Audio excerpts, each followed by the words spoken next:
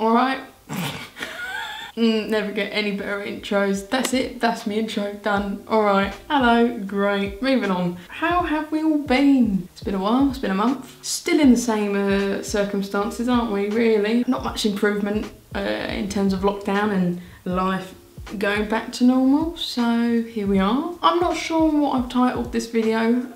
I'm not sure what this video is. So, it's taken me a month to figure out how I want to present this video. And I just thought, let's just observe what's been going on. First 8 weeks, 7-8 weeks, was pretty okay. And then, I don't even know what week we're on now. 12, 11, 10, 11, 10? I don't know where we are. But it's been a couple of weeks since sort of that period of fairly stable brain. There's been a lot more what I'd call like unstable days where things have been a bit riskier, things have been a bit more unpredictable. That's the word I've been using, and I use that because lockdown and everything isn't a normal experience. It's not something we've ever done, really. We've never practiced this and sort of got a grip on it and how to deal with it. We're just sort of making it up as we go along. So that's why I found my mental health unpredictable. I'm getting there now. But I was finding it very unpredictable and hard to find what was triggering certain episodes, or whatever you want to call it. I think the entire circumstance we're in at the moment, it's just a trigger in itself, isn't it? It's just not normal. It's just not normal. Oh gosh, I'm guilty of this. It was like at the start of this, and I think people still are, it's like, it's the new normal, and it's like, nah, I've changed my mind on that. One of my videos was called The New Normal at the start of this. It's not normal. This shouldn't be happening. But before I go on a rant about other things I believe in, we're gonna move on. I've basically written down a few notes on things that have cropped up recently that have been like getting to me or not helping, or yeah, just things that are quite apparent in my life at the moment that's been not fun. So I've put number one, let's get it out of the way because it's the one that I'm like, I begrudge talking about the most because of what I've been called in the past by professionals, and not even just in the past, literally this week.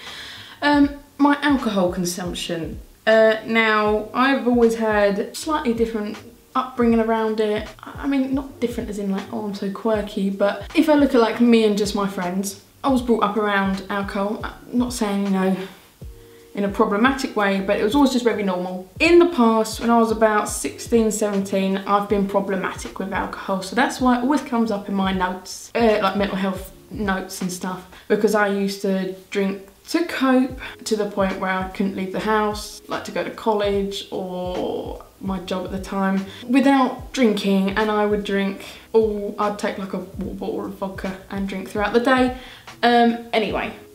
So that's why I have a weird, like, I begrudge talking about it because I've been called like an alcoholic and need to go to AA and been told that my problems are caused by alcohol instead of what I think. I drink to cope here and there. Who doesn't? Sorry, that's enabling. I've caught myself validating my desire to drink on the biggest one is the weather. Like, I'd still get up, do my exercise, go for a walk, clean, tidy, la la la la, done everything that I can do. And then it's like, it's about 1, 2-ish, and I'm like, oh, have a nice drink, have a nice cold beer on the balcony, have a read, lovely. Seems pretty alright, there's nothing wrong with that. And then I'll carry on and carry on and carry on and carry on, and then suddenly it'll be like 2 in the morning and I'm off my nut.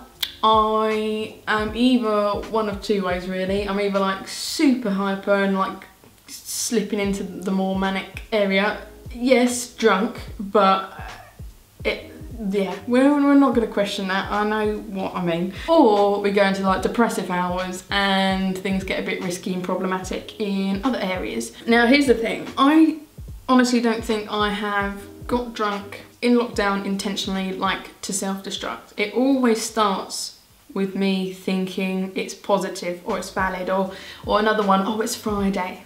I can have a drink, it's Friday. I can have a few drinks because it's Friday. It's just I haven't really been paying attention to when I cross that line. I am trying to now. Anyway, so that's been one problem. I've been doing things to help, like if it's in the day or still like in the early afternoon, if I fancy a drink on the balcony reading in the sun, it's like, well, let's have a coffee, iced coffee, or let's have a squash. Anyway, moving on. Next point, exercise. Oh God, this one. Ooh.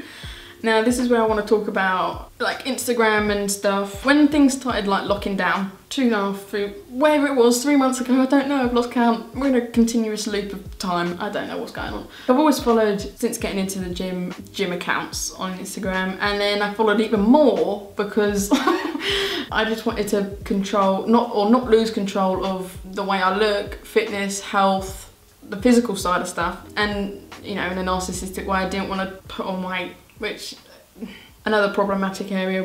That's, yeah.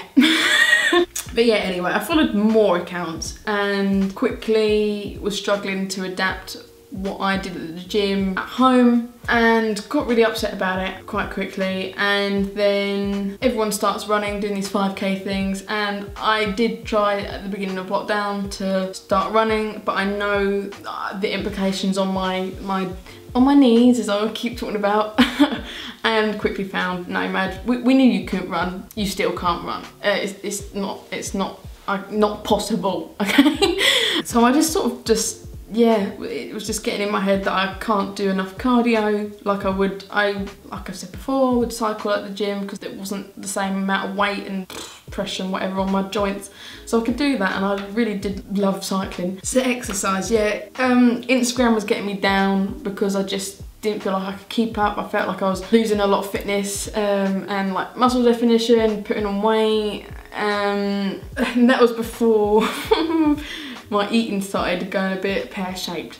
What I've come to realise, my diet heavily relied on the gym because I like food. I'd say for the most part, I think I personally do have quite a healthy, balanced diet. But if I ever did have little slip-ups, my weight and body is strange. I can put on weight like that, and that's not me just saying it to put myself down. I can just, yeah. So that is my next point, is food and body image. It's been getting me down a bit, and I know they sort of have come hand in hand. As I speak right now, I'm getting it back on track. I feel like every friggin' day I'm getting it back on track, but yeah, it's just one of those other things, isn't it? It's just a continuous cycle. I'm not going to dwell on that because at the moment it's fine. My next point I've put, which basically is everything I've just spoken about, it just says finding balance in all aspects of life. So like the alcohol, the exercise, the food. There are other things, but yeah, I feel like I'm all or nothing. So I'll go through phases like, oh, I'm gonna not exercise at all then because it's upsetting me because I'm not as good as I was, and I'm gonna eat loads of crap because, you know, whatever, it's temporary. Which is completely, thinking about it, at the start of lockdown I was like, I'm not gonna go off the rails, I'm not gonna make things harder for future self. Whatever, moving on. What I did forget to talk about in terms of exercise, sorry, I think I just focused mainly on the physical stuff. It's the mental stuff as well, that the implications, or I suppose what I'm talking about, all these things have implicated on my mental health. So binge drinking, mentally that's not good. Then the exercise, I've realised how like much exercise and endorphins and la la la la la really help towards keeping me stable and at bay. Also, I'd feel good about my body because, you know, I was looking fit and strong, and just a way I'd never looked before, and I enjoyed looking that way now. So confidence was going down, self-esteem, and then food on top of that just doesn't help. Because of less exercise, then struggling with comfort eating because I just feel trapped and haven't seen anyone, la la la la la. Viewing food in a negative way, again, like, just, oh yeah, okay, this point, again, it's something I'm working on. This one was quite present the first like 2 months of lockdown as well. It's not new. Where I live alone, I kind of relied on other people being available to talk, and people were at the beginning of lockdown, but I don't know, the last month it has dropped, understandably. Everyone's a bit like, the novelty of FaceTiming and all of that is worn off a bit. I get it. But yeah, I would get like quite annoyed if people wanted to go to bed. Completely not their fault. It's my own issue with just going from talking for hours to just And that noise, or lack of noise, would get to me, and then, yeah. So that was an issue. So my next point, which ties in with what I've just mentioned about just not wanting to go to bed. I just have a thing about going to bed on my own. Don't like going to bed on my own, and don't like going from talking on FaceTimes for hours and then everyone goes to bed and I'm just like wide awake. So what I've been doing to tackle that is taking my meds earlier. I kind of worked out that for me, the side effects of my tablets, they're not sleeping tablets, but they knock me out basically. They're very sedative. And I've worked out that they have like a, for me, about 11 to 12 period of where I'm like tired, just tired.